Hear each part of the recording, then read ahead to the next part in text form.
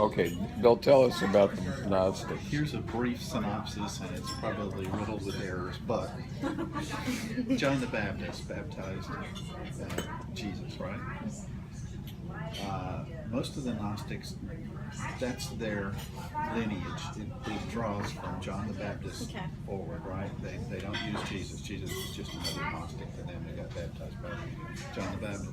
And the Gnostics are, they're more encompassing than Christianity, because Christianity, number one, decided to only cherry pick the Gospels that served those men at that time, and threw everything out that they didn't like. And the Gnostics embraced all of that, so they're a larger set. You know, within that set, you could put larger set. You could put Christianity, Islam. You could put all of it, because the Gnostics are experienced. They know the experience of God, whereas the Christians are going, well, I believe. You know, they never experienced it.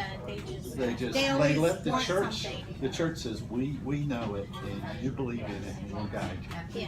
And with the Gnostics, you don't need the middleman. Right. Okay, I agree with that, and it's numinous. In other words, the experience of God. For example, there's a famous rabbinical story where a young man comes to the rabbi and he says, "How come no one sees God anymore?" And the rabbi says, "Because no one can stoop low enough. My God comes through my God comes in under the door." And what Dr. Jung ended up demonstrating, which is what part of what we're talking about here, is that God is in you. Okay? It's in the psyche. It's not out there. It's not, there's no God that you can pray to that's going to do something for you, touch you, Okay. But there is a piece of God in you. Okay. And so there's a very famous scene about Dr. Jung, which you can see on YouTube, which you can say something like Carl Jung, no need to believe, or something like that, and you'll get this video, okay, which is him exactly saying this, okay. He's in this interview with the BBC in 1956, and they asked him, whether he believed in God as a child, and he said, "Of course I did. Everybody believed in God, and my father was a pastor." And he says, "And do you now believe in God?" And the interviewer says,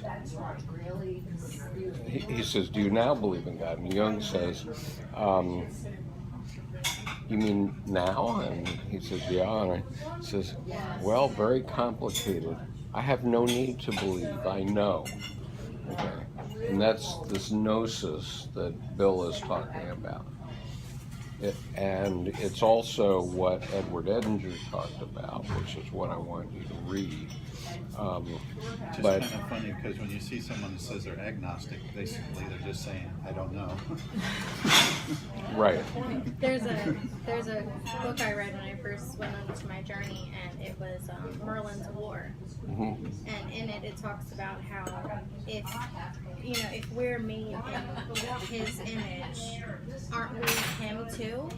Don't we have the same powers as he does? Or in the book, he and she are interchangeable, but it was like basically like if we're part of it is a part of us, we're all connected, we're all in this big kind of thing together, and we can do the good that And what we would say to that is, yeah. Okay, that's right, because that's what Jung demonstrated. Okay, in his 60 years of writing. Okay. So, and that's what we're talking about here. Be Google searching my local library for the books. Well, okay. So the book we're reading right now All the is books are online. right. Yeah, Oh he's yeah, got- in the he's got, Dropbox, like, all the volume. books, There's all the more books there are, than you ever want to read. yeah, all the books But you can pick. that we're talking about, including any of the um, ones that we refer to, are in the Dropbox. Okay, in electronic form. Oh, okay. For Okay. example, this book is in volume 11. Yeah, book Oh, I starts thought at. it was just one book. Well, it is here, but on I mean, you can buy it in this form, right? Which is Answer to Job by C.G. Jung. You can buy it in this form, but what you'll see in the book is that along the edges of the page are numbers, and what that is each paragraph is numbered.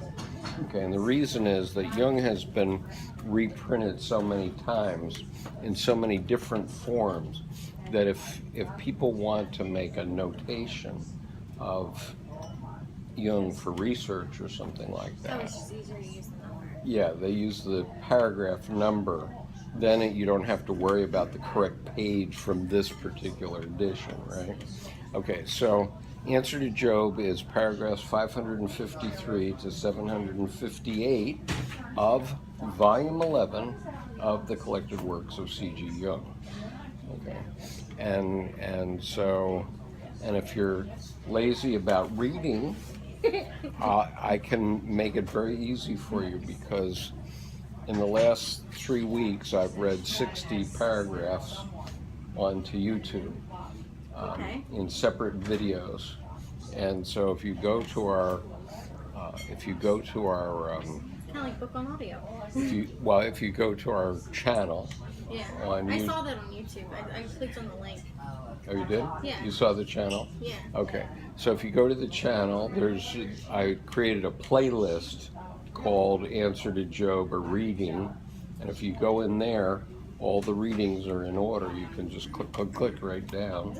Some of them are only 30 seconds long, but some of them are a little longer, and you can just listen. And there's a companion book, which is Edward Edinger's Transformation of the God Image. And Edward Edinger was probably the leading Jungian analyst of the late 20th century. Okay, he died in 1998, but he founded the C.G. Jung Foundation in New York City and the C.G. Jung Institute, taught there, then moved to L.A., and for 20 years he gave lectures out in L.A., and so there are about, I'd say, at least 10 of his books are collections of his lectures. So Transformation of the God Image is his 10 lectures about Answer to Job.